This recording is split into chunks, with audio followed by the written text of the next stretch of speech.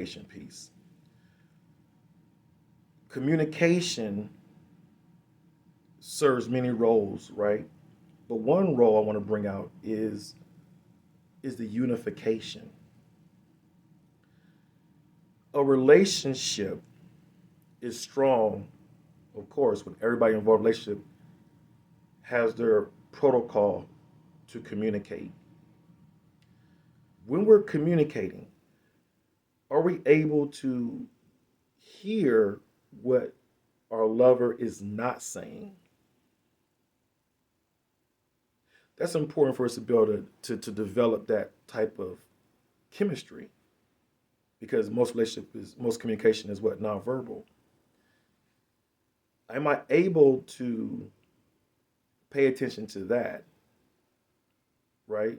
Understand what's not being said,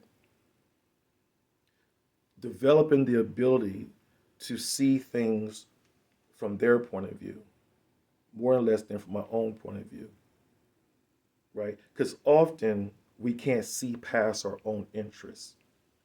And so that's what begins to breed the conflict. So sometimes when the communication is broken down, a lot of times is the root of it is that everyone cannot see past their own interests.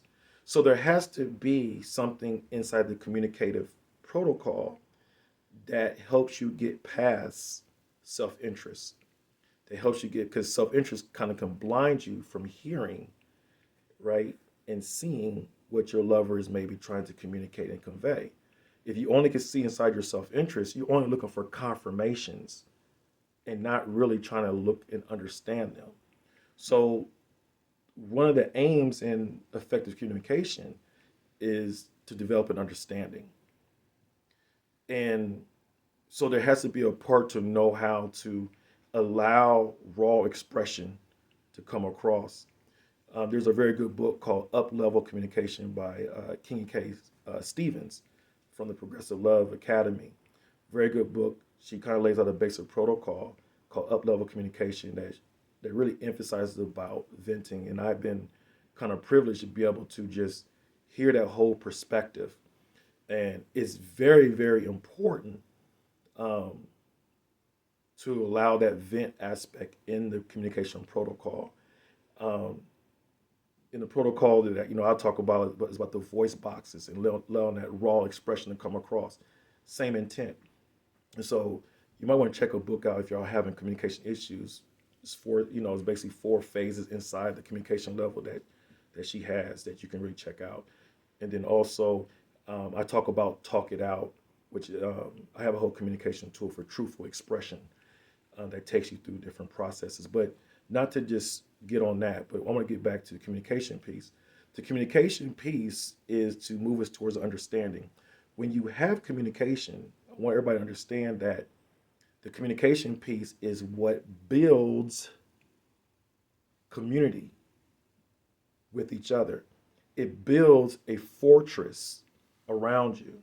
So when the communication is weakened or the communication is not elevated to be effectively to be able to hear each other, you actually weaken y'all's protection. You weaken your energetic hedge around y'all. You're easy to be infiltrated by a whole bunch of other influences into the relationship because your communication is broken down. Think about when a lot of people when they go to war, one of the first things they want to attack is the communication channels. They want to jam up the communication. Same thing with our relationships. We have to hold the communication piece in high regard because communication is a form of protection. Communication is a form of intimacy, and communication is that that glue, and also it incites the intimacy. So when the communication is broken down, the whole relationship is going to be broken down. Communication carries a lot of weight. So, but we cannot force each other into how we want them to communicate. We have to grow and get expansive enough to allow how people express themselves and for us to try to understand their expression and begin to work within that. So it's a skill that we got to have, but it's a skill that we need to, most importantly, to have with each other. You don't want to constantly generate contempt in a relationship and it keeps growing and growing. How you manage that from growing is being able to have effective communication and being able to have a path to resolution, a path to peace, a path to understanding, a path to make sure everybody's heard.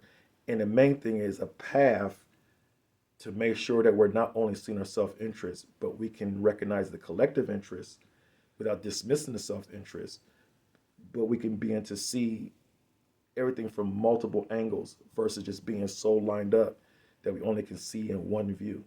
Okay, and when we do that, we begin to destroy our relationships. We self sabotage it. When we refuse to communicate, we self sabotage our relationships.